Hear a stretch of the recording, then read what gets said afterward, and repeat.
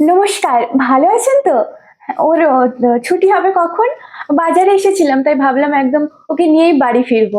ঠিক আছে, দেরি হলে কোনো অসুবিধা নেই। আমি এখানে অপেক্ষা করছি। না, না, আমি জানি আপনার আজকে পড়ানো থাকে না। সামনে পরীক্ষা তো, তাই আজকে আপনি এক্সট্রা ক্লাস দিয়েছেন। ওই আমাকে বলেছিল।